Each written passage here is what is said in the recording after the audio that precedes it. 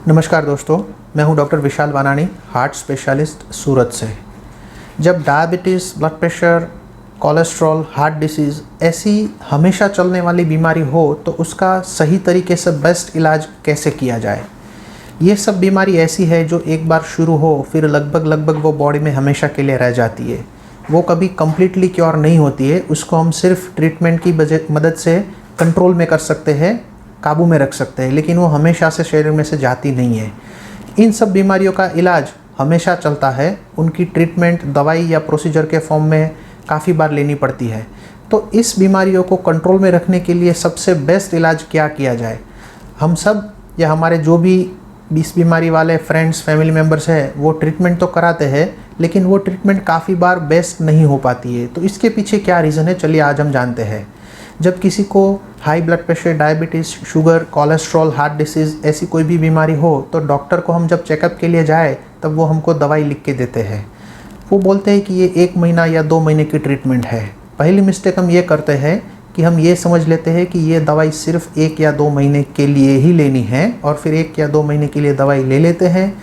जैसे ही दवाई चालू होती है हमें थोड़ा अच्छा लगने लगता है, हमारे सब सिम्टम्स चले जाते हैं, फिर हम उस दवाई को बंद कर देते हैं। तो ये सबसे बड़ा मिस्टेक है कि अगर ये बीमारी परमानेंट चलने वाली है तो इसका इलाज भी परमानेंट चलेगा। ये कोई कोर्स नहीं है जो 1 या 2 महीने के लिए ही लिया जाए। उसके बाद जब हमें ट्रीटमेंट लिख के दिया जाए तो हम मेडिकल स्टोर में से ट्रीटमेंट ले लेते हैं और फिर उसको चालू कर देते हैं। काफ़ी बार मेडिकल स्टोर से ट्रीटमेंट डिस्पेंस करने में, मेडिसिन डिस्पेंस करने में कुछ एरर्स, गलतियां हो सकती है। जैसे कि हमने 12.5 मिलीग्राम का मेडिसिन लिखा है तो मेडिकल स्टोर से कभी 6.25 का दिया जाता है। तो जो भी मेडिसिन डॉक्टर ने लिखी है वो मेडिकल स्टोर से वही मिली है कि नहीं, उसके लिए हमें उस मेडिसिन को जहाँ तक हो सके डॉक्टर या उनके रिसेप्शनिस्ट या उनके असिस्टेंट से वेरीफाई करवा लेनी चाहिए, कंफर्म करवा लेनी चाहिए कि आप मेडिसिन देख लो, आपने जो लिखी है ये वही है या कुछ गलत है। इस जगह पे एरर होने के कारण काफ़ी सारे मरीज़ों का बेस्ट इलाज नहीं हो पाता है। इसके बाद जब हमें ट्रीटमेंट का कुछ समय का कोर्स दिया जाए फिर हमें इन्वेस्टिगेशन लिख के वापस आने को बोला जाता है। अगर डायबिटीज़ की ट्रीटमेंट 2 महीने या 3 महीने की दी गई हो तो उसके बाद लिखा हुआ होता है कि जब आप नेक्स्ट टाइम आओ तो शुगर का रिपोर्ट करके आओ। लेकिन बहुत सारे मरीज़ ट्रीटमेंट तो ले लेते हैं, रेगुलर चेकअप के लिए भी आ जाते हैं, लेकिन वो इन्वेस्टिगेशंस किए बिना ही आ जाते हैं। इससे क्या होता है कि अभी जो दवाई का कोर्स या डोज दिया गया, इससे ये बीमारी कितनी काबू में हुई, कितनी कंट्रोल में है, ये डॉक्टर को पता नहीं चलता है। और फिर वही दवाई फिर से लिखी जाती है, फिर हम लेते रहते हैं, लेकिन ये नहीं पता चलता है कि ये दवाई बराबर है या नहीं है। इसलिए जो भी इन्वेस्टिगेशन, जो भी टेस्ट लिखे गए हो उसको रेगुलरली करवा के ही डॉक्टर को मिलना चाहिए, तभी पता चलता है कि ये मेडिसिन प्रॉपर है या नहीं है। काफ़ी बार इन्वेस्टिगेशन के अलावा बाकी सारे मेजरमेंट इंपॉर्टेंट होते हैं। जैसे कि ब्लड प्रेशर के मरीज़ को ब्लड प्रेशर का मेजरमेंट, कितना ब्लड प्रेशर रहता है, ये देखना ज़रूरी होता है। बीपी वाले मरीज़ क्या करते हैं, जब भी हॉस्पिटल जाते हैं तब उनका ब्लड प्रेशर चेक होता है और उस प्रेशर के आधार पर उनको दवाई लिखी जाती है। लेकिन ब्लड प्रेशर ऐसी बात है जो हॉस्पिटल में थोड़ी ज़्यादा आ सकती है और जब हम घर पे अपने एनवायरनमेंट में हो तो कम आ सकती है। इसलिए ब्लड प्रेशर वाले मरीज़ों को अपने बाकी के जो 2-3 महीने के ट्रीटमेंट का इंटरवल है उसके अंदर भी ब्लड प्रेशर कुछ समय पर चेक करवा लेना चाहिए और उसको लिख लेना चाहिए। सपोज़ 3 महीने का ट्रीटमेंट कोर्स दिया गया हो तो इस 3 महीने में हर 5 दिन, 7 दिन या 10 दिन पे ब्लड प्रेशर चेक करवा के उसको लिख लेना चाहिए, ताकि जब हम 3 महीने बाद डॉक्टर को मिले तो वो रीडिंग्स दिखाए। उस रीडिंग्स के आधार पर डॉक्टर को पता चले कि जब आप ये मेडिसिन ले रहे थे तो आपका ब्लड प्रेशर कितना कंट्रोल में था या नहीं था। तो डॉक्टर द्वारा दिया गया कोई भी मेडिसिन का कोर्स है वो शरीर पर कितना काम कर रहा है उसको चेक करने के जो भी पैरामीटर्स है, जैसे कि ब्लड प्रेशर रीडिंग्स या शुगर लेवल, ये डॉक्टर की नज़र में आना ज़रूरी है, तभी वो हमारी बेस्ट ट्रीटमेंट कर पाते हैं। इसके बाद ये गलती होती है कि जब हम डॉक्टर को चेकअप के लिए जाते हैं तो हमारा मेडिसिन का कोर्स कंप्लीट होने के 2-3-4 दिन बाद जाते हैं।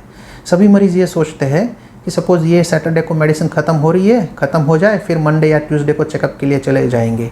ये बहुत ही गलत एटीट्यूड है, बहुत ही गलत बात है। जब भी हम परमानेंट डिसीज़ वाले मरीज़ हो तो डॉक्टर को चेकअप के लिए जाए तो उसी तरह से जाना चाहिए जब ये मेडिसिन ख़त्म ना हुई हो, मेडिसिन चालू हो। अगर डॉक्टर ने हमें 3 महीने की मेडिसिन दी है 90 डेज़ की, तो मेडिसिन ख़त्म होने से 2, 3 या 4 दिन पहले ही डॉक्टर को मिलना चाहिए, ताकि ये मेडिसिन चालू है इस हालत में डॉक्टर हमें चेक करे। ये मेडिसिन ख़त्म होने के 2 दिन बाद डॉक्टर हमें चेक करेंगे तो हमारे शरीर में उस मेडिसिन की क्या इफ़ेक्ट है वो उनको मालूम नहीं चलेगी। इसलिए मेडिसिन चालू हो तभी डॉक्टर को मिलना चाहिए, ख़त्म होने के बाद नहीं। इसके अलावा काफ़ी सारे मिस्टेक्स और भी तरह की होती है, जैसे कि डॉक्टर द्वारा लिखी गई दवाई हम हर वक्त अलग अलग मेडिकल स्टोर से लेते हैं। इससे क्या होता है कि हर वक्त वो अलग अलग कंपनी की, अलग अलग ब्रांड की, अलग अलग बैचेस की मिलती है। इन सब अलग अलग कंपनियों में एक ही मेडिसिन अलग मात्रा में होती है, जिससे उसकी इफ़ेक्ट भी हमारे बॉडी पर वेरिएबल होती है। तो जहाँ तक हो सके जो मेडिसिन हमारे शरीर को सूट कर रही हो, जिससे हमारे सब पैरामीटर्स कंट्रोल में हो, उसी मेडिसिन को हमेशा लेना चाहिए। इसके अलावा जब भी मेडिसिन चालू हो जो हमेशा लेने वाली हो, तो उसके साथ कुछ अंतर पर ये भी ब्लड टेस्ट करने होते हैं कि इस मेडिसिन ने शरीर पे कोई साइड इफ़ेक्ट की या नहीं। जैसे कि अगर ब्लड प्रेशर की मेडिसिन चालू हो तो उस मेडिसिन के कारण किडनी पर कोई तकलीफ़ हुई, बॉडी के हार्मोन्स पर कुछ तकलीफ़ हुई, बॉडी के अन्य केमिकल्स पर कुछ असर हुई कि नहीं, ये चेक करने के लिए डॉक्टर हमें कुछ कुछ इंटरवल पर रेगुलर ब्लड टेस्ट सजेस्ट करते हैं।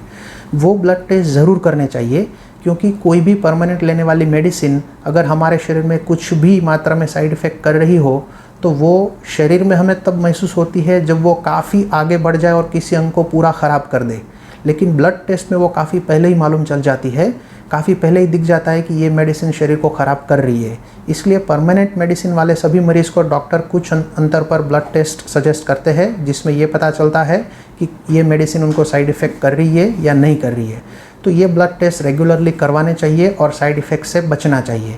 मेडिसिन जब हम ले रहे हैं तो हमारा टारगेट है कि मेडिसिन की पॉजिटिव इफ़ेक्ट को लिया जाए और साइड इफ़ेक्ट को अवॉइड किया जाए। ये तभी पॉसिबल है जब हम रेगुलर मेडिसिन लें, मेडिसिन के साथ उस बीमारी के पैरामीटर्स को रेगुलर चेक करवाएं और मेडिसिन से होने वाली साइड इफ़ेक्ट पर भी नज़र रखें। अगर इस तरीके से ये परमानेंट वाली बीमारियों को ट्रीट किया जाए, उसको संभाला जाए, तो ये बीमारियां हमारे शरीर को नुकसान नहीं करेगी, उसकी दवाई भी हमारे शरीर को नुकसान नहीं करेगी और इन सब बीमारियों का बेस्ट तरीके से इलाज हो पाएगा। काफ़ी सारे मरीज़ ट्रीटमेंट के दौरान भी क्यों नहीं सुधरते हैं, क्यों उनका शरीर ख़राब होता है, क्यों उनकी बीमारी बिगड़ती है, इसके पीछे ये सब छोटी चीज़ें कारण होती है। इसलिए परमानेंट बीमारी वाले सभी मरीज़ इन सब चीज़ों को ध्यान में रखें और उसे फॉलो करें, ताकि डॉक्टर द्वारा दी गई ट्रीटमेंट उनको सबसे बढ़िया तरीके से काम करे और उनका शरीर ख़राब ना हो। इस तरह के मेडिसिन, हार्ट और हेल्थ रिलेटेड सभी चीज़ों को वीडियोज़ देखने के लिए हमारे चैनल को सब्सक्राइब करें। Thank you.